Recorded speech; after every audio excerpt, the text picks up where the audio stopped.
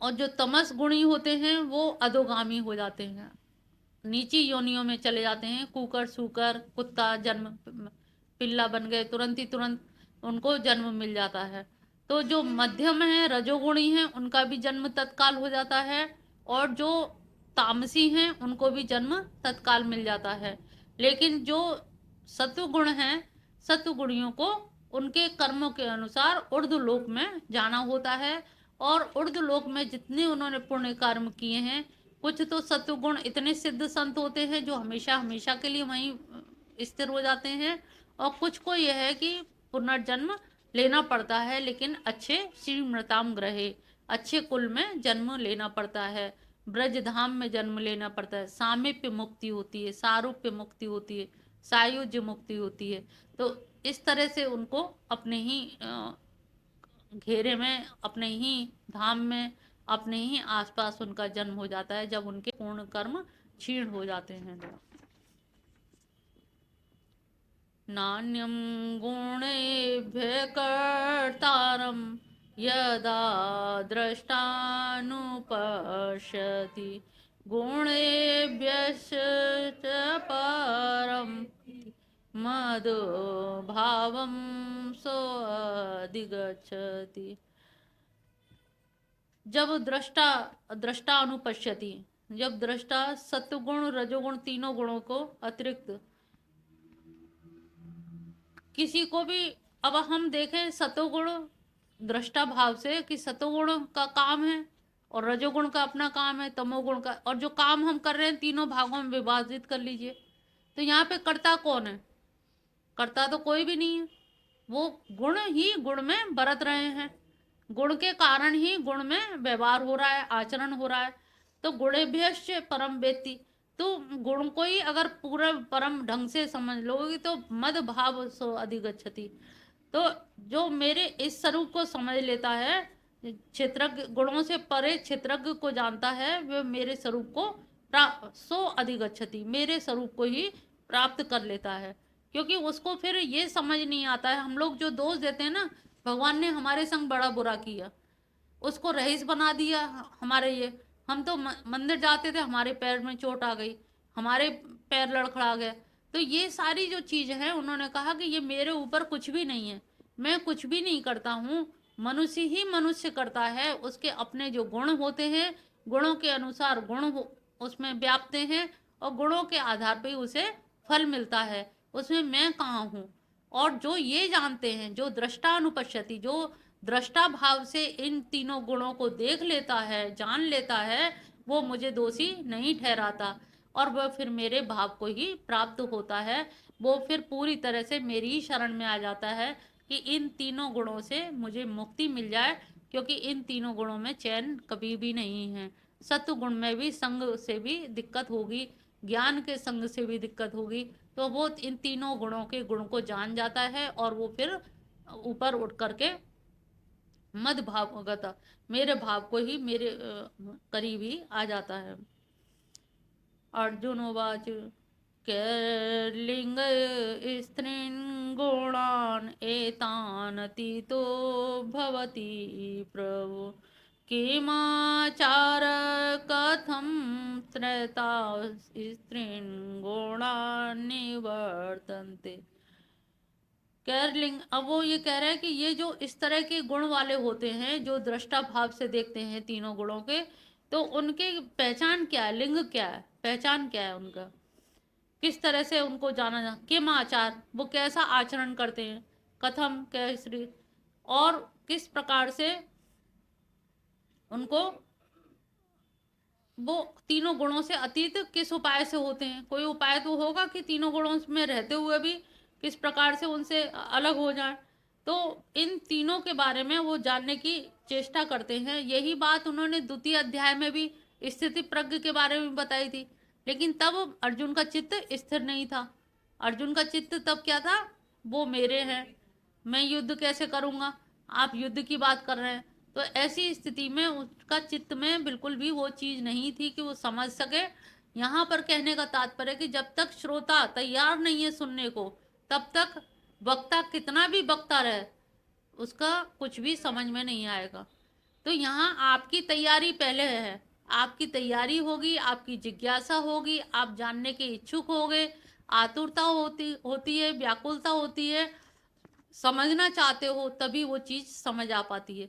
अब यहाँ पर भवती प्रभु, यहाँ पर क्या दिया संबोधन? प्रभु।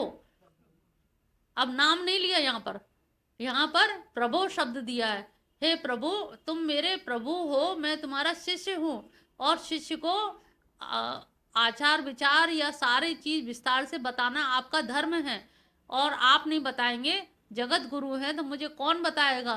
और शिष्यते हम शादी माम त्वाम प्रपन्ना, और मैं तो आपका पूरी तरह से शिष्य हो चुका हूँ, और शिष्य हो गया हूँ, तो आपको तो ये बताना पड़ेगा ही। तो किसी प्रकार से ऐसा प्रयत्न करिए कि मैं उनका आचार जान सकूं और उनके उपाय जान सकूं कि इन 3 गुण ये ऐसे गुण हैं कि जिनमें से निकलना बहुत कठिन काम है, निकला नहीं जा सकता। लेकिन फिर भी आप बता रहे हैं कि नेक्स्ट त्रिगुण भवा अर्जुन, शुरू में कहा भगवान ने कि अर्जुन नेक्स्ट त्रिगुण भवा अर्जुन, हे अर्जुन तू इन 3 गुणों से परे हो जा। तब उन्होंने कहा परे कैसे हो सकता हूं? परे होने की तो संभावना ही नहीं है। जैसे कहते हैं ना कि टेम्पो में आप लोग बैठे हो, वो हिलता डुलता है तो आप भी हिलते डुलते हो। वो इधर झोंका लिया तो इधर झुक गए, इधर लिया तो इधर, लेकिन तुम लोग तो नहीं ले रहे हो, लेकिन फिर भी हिलते हो। कहते हैं ना कि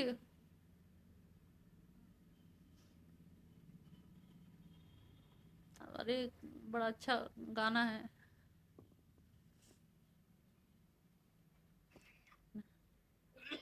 टेम्पू कौन सा है?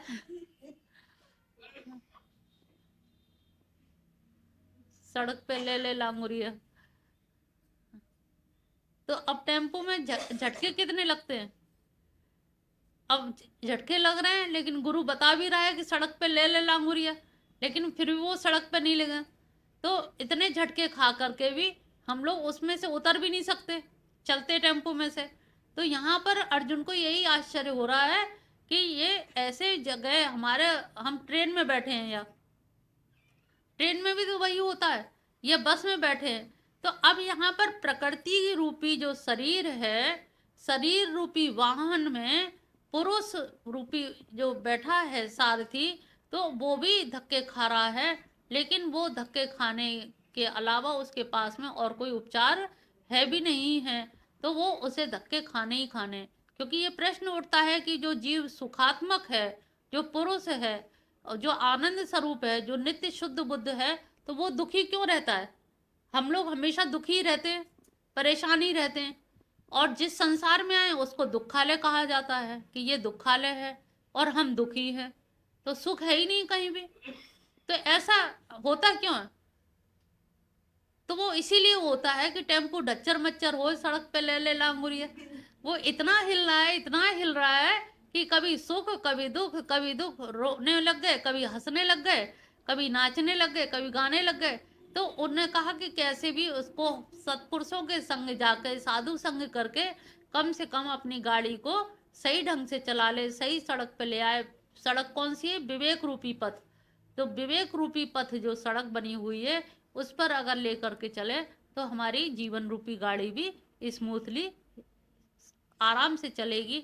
लेकिन हम लोग उस बात को नहीं समझ पाते हैं, और हम लोग शॉर्टकट रास्ता अपनाते हैं कि किसी भी तरह से हम जल्दी पहुंच जाएं। ये काया क्या है? स्प्राह है, मुझे मिल जाए, मैं जल्दी पहुंचूं, मैं आगे, प्रतिस्पर्धा, प्रतियोगिता, हम आगे रहे, सबसे आगे हमारा ही नंबर रहे। तो ये जो है स्थिति, तो ये थोड़ा सा हमें समझना पड़ेगा। तो यहाँ पर वो यही पूछ रहे हैं अर्जुन कि किस तरह से उससे मुक्त हुआ जा सकता है। कि जो श्री भगवान वाच प्रकाशम च प्रवर्तिम च मोहोमेव च पांडव न द्वेष्टि संप्रवर्तानि न निवृत्तानि कांचति। हे पांडव, जो पुरुष प्रवृत्त हुए प्रकाश प्रवृत्ति मोह में, दुख वृद्धि द्वारा उससे द्वेष नहीं करता, अब जो प्रकाश हो रहा, प्रवृत्ति हो रही है, मोह हो रहा है, जो चीजें घटना हो रही हैं, अब वो उनसे ध्यान में बैठा है तो वो ये नहीं देखता कि कौन आ रहा है कौन जा रहा है। जैसे कोई गुरु है, कोई महात्मा है, या भागवत कथा हो रही है, सत्संग कर रहे हैं, अब उसमें कुछ सतोगुणी आते हैं, कुछ रजोगुणी भी आते हैं, हिलते डुलते रहते हैं, कुछ तमोगुणी भी आते हैं, झोंका लेते रहते हैं पीछे। लेकिन कथाकार, कथावाचक अपनी कथा तो नहीं बंद कर देता, और ना ये कहता कि कथा में कल से झोंका लेने वाले ना आए, ना ये कहते कि भाई जो चंचल है, जो इधर उधर हिलते डुलते रहते हैं, वो लोग ना आए। अब वो समझता सब है लेकिन कहता किसी से भी नहीं है। उसे लगता है क्योंकि ये इनकी ऐसी प्रवृत्ति है, मेरे एक दिन कहने से वे मान तो जाएंगे नहीं, कल से आएंगे नहीं, आना बंद कर देंगे। कथा में जो भीड़ हो रही है वो भीड़ भी गायब हो जाएगी, सभी लोग चले जाएंगे धीरे धीरे। तो वो कहता कि इनकी प्रवृत्ति ऐसी है तो ऐसी ही रहेगी, जो चंचल है तो वो चंचल रहेगा, जो तमोगुणी है वो जमाई लेगा ही, सोएगा ही सोएगा।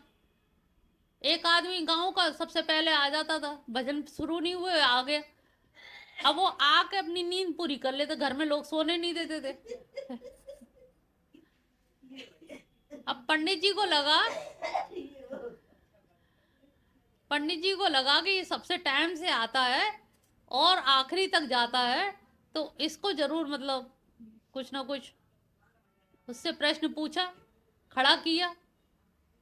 तो पहले तो उसे सुनाई नहीं देता था, तो लोगों ने इशारे से कहा कि वो बुला रहे हैं, तो गया कि मतलब क्या मतलब पूछा, तो बहुत तेज आवाज कान में गांव वालों ने बताया, तो उन्होंने कहा कि दरअसल मैं तो अपनी नींद पूरी करने आता था, सुनाई तो मुझे देता नहीं था, तो मैंने कथा सुनी नहीं, एक भी दिन सुनाई देता नहीं था, घर में पड़ा रहता, इससे वहाँ लोग डांटते थे, नाती पोते सोने नहीं देते थे, तो मैंने यहाँ आके सो लेता हूँ। 3 घंटे 4 घंटे की नींद मेरी अच्छी पूरी हो जाती है कथा के बहाने से, और मैं आ जाता हूँ जल्दी से। तो सबने कहा कि जब तुझे सुनाई नहीं देता है तो तू इतनी जल्दी आके क्यों बैठ जाता है। कहले यही मैं एक अच्छा काम करता हूँ, जल्दी आ जाता हूँ तो मोहल्ले पड़ोस के देख के सब आ जाते हैं, अरे फलाना चला गया, और फलाने को देख के कहले धीरे धीरे भीड़ बढ़ने लगती है, और मैं आखिरी तक बैठा रहता हूँ। तो इसीलिए मैं सिर्फ यही सोचता हूँ कि कुछ नहीं कर पा रहा तो यही सही, नींद भी पूरी हो पा रही है और टाइम से पहुँच के लोगों की भीड़ भी इकट्ठी हो रही है, और पंडित जी को भी लगता है कि चलो कोई तो आया, 1 से 2, 2 से 4 ऐसे बढ़ेंगे।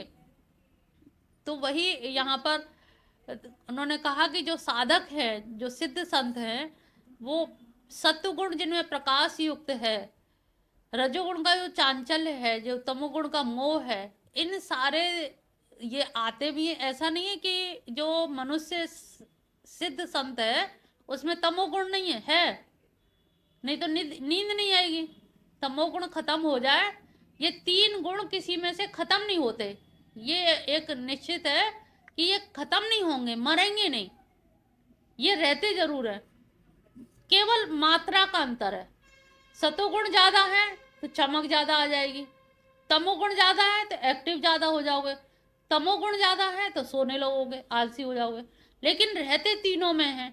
अब तुमने सत्संग से क्या है, इनमें ऊपर नीचे करते रहते हो, अच्छी बात सोचते हो तो सतोगुण बढ़ता है, बुरी बात सोचते हो, क्रोध आ गया तो रजोगुण हो गया, अंदर ही अंदर गुस्सा आ गई, उन्होंने ऐसा कहा, अब जाएंगे, अब मिलेंगे तो ये जवाब देंगे, ये करेंगे वो करेंगे, अंदर ही अंदर क्रोध करके पूरी घटना तैयार कर ली।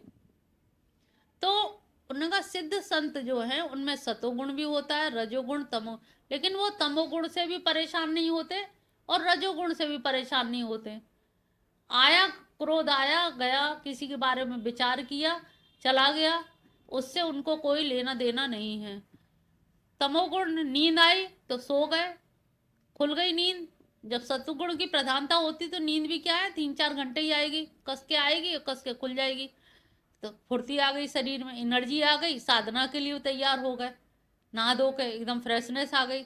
अगर सोए नहीं हो तो आलस भी आता रहेगा, नींद भी आई नहीं, पड़े भी रहे पूरी रात, करवट बदलते रहे, नींद आई नहीं, अब उठने का मन भी नहीं कर रहा। सुबह सब लोग कह रहे हैं अभी तक सो रहे हैं, सोए तो हम रात भर भी नहीं है, और लोग तांस रहे हैं कि ये तो दिन भर सोती हैं, दिन भर पड़ी रहती हैं। तो ऐसी स्थिति में तो व्यक्ति जो सिद्ध संत हैं उनके लिए सतुगुण, तमोगुण, रजोगुण, उनके लिए तीनों गुण बराबर हैं। वो आते और जाते की तरह से, वो केवल देखते रहते हैं दृष्टा भाव से, दृष्टा पश्यति, जैसे दृष्टा भाव से देखते रहते हैं, उसमें कोई वो भाव से लिप्त नहीं होते, अटैच नहीं होते। जैसे भागवताचार्य है, वो कथा करने में व्यस्त रहते हैं, उन्हें अपनी कथा कहनी, उन्हें 3 घंटे कथा में बोलना है तो बोलना है। तमोगुणी के आने से वो रुक नहीं जाते, रजोगुणी के आने से वो उछल नहीं पड़ते, सतोगुणी के आने से वो उसकी पूजा नहीं करने लगते। तो वो तीनों में ही सम अवस्था में रहते हैं। तो इसी तरह से जो सिद्ध संत हैं वो भी तीनों गुणों की अवस्था आने पर, क्योंकि तीनों गुण हर व्यक्ति में रहेंगे ही रहेंगे, क्योंकि प्रकृति रूपी योनि जब थी तब वो 3 गुण थे, और 3 गुण कभी भी माइनस नहीं हो सकते, ऊपर नीचे हो जाते हैं। सत्संग का लाभ यही है कि सतोगुण ऊपर हो जाए, तमोगुण दब जाए, यही सत्संग का लाभ है, ज्ञान का यही लाभ है, साधना का यही लाभ है कि कैसे हम सतोगुणी बने। और सतोगुणी बनने पे जो मौत होगी तो वो हम ऊर्ध्वलोकों में जाएंगे, अधोलोकों में नहीं जाएंगे। उदासीन वदासीनो गुणैर्यो न विचाल्यते, गुणा वर्तन्त एत्येव यो अवस्थितन्ति नेङ्गत। ये उदासीन की तरह आसीन रहते हैं, गुणों के द्वारा चलायमान नहीं होती। अब गुणा गुणा बढ़ते हैं, उनको लगता है गुण गुण में ही बरत रहे।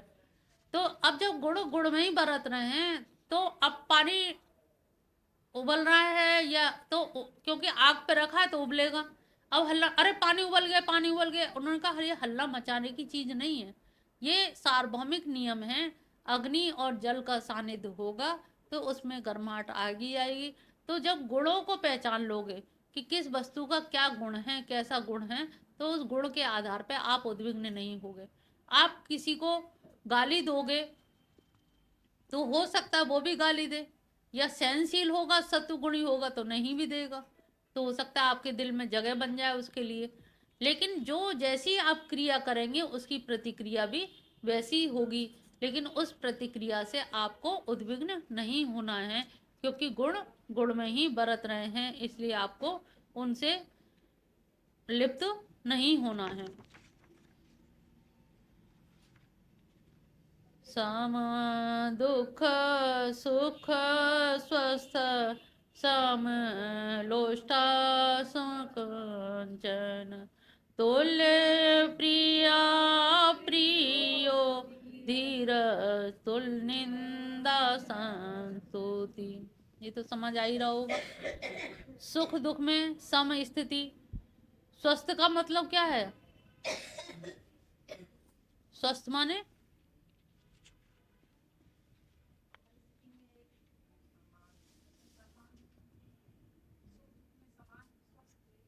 स्वस्थ माने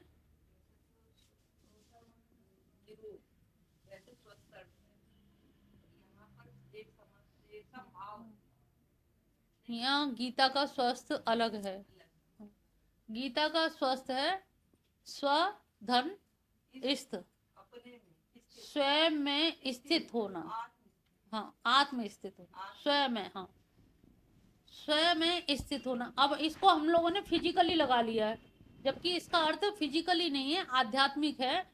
कि जब हम स्वयं में स्थित होते हैं, जब स्वयं में स्थित होंगे तो वहां पे हमें मान अपमान भी नहीं परेशान करेगा, सुख दुख भी हमें परेशान नहीं करेगा, क्योंकि हम तो अपने में लीन थे। जैसे एक वो तीर कमान बनाने वाला था, तो उससे पूछा कि यहाँ से बारात निकल के गई है, तुमने देखी? कह ले भैया मैं तो ये इसमें धार रखने में बिजी था, मैंने तो ध्यान नहीं दिया। कह ले ढोल ताशे बज रहे, तुमने ध्यान ही नहीं दिया? हाथी घोड़े ऊंट निकल के गए, कह ले इसमें धार खराब हो जाती, मैंने इसमें से ध्यान ही नहीं हटाया। तो वो ध्यान आपका अगर स्वयं में है, अपने में अगर स्थित है, अपने के अंदर सोच रहे हो, तो आप बाहर के लोगों के बारे में सोचोगे ही नहीं। बाहर के लोगों के बारे में सोच रहे हो, इसका मतलब आपने स्वयं को नगण्य कर दिया, अपनी स्थिति को, अपने को छोटा कर दिया। और दूसरे के बारे में सोच रहे हो, इसका मतलब दूसरा तुमसे बड़ा है, महान है। तो स्वयं के बारे में जो सोचता है, और सोचना ही नहीं, यहाँ पे स्थिर होना है, स्थिर होना है, ठहरना है, स्वयं में रुकना है। जैसे अंगुली माल था, बुद्ध जाने लगे तो उन्होंने कहा कि ठहर, वहीं ठहर जाने। तो मैंने अभी तक किसी को छोड़ा नहीं है, उंगलियों की काट काट के माला बनाई थी, तो उन्होंने कहा ठहर, वहीं ठहर जाओ। ऊपर छत पे टहल रहा था,